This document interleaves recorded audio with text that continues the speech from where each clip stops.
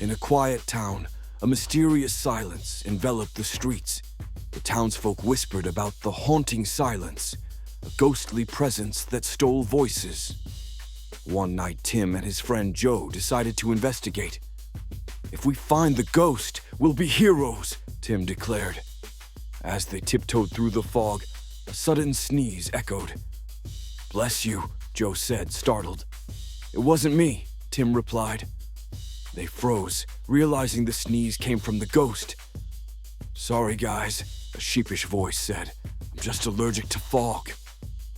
The boys laughed, realizing the haunting silence was just Old Man Jenkins hiding from his wife's chores.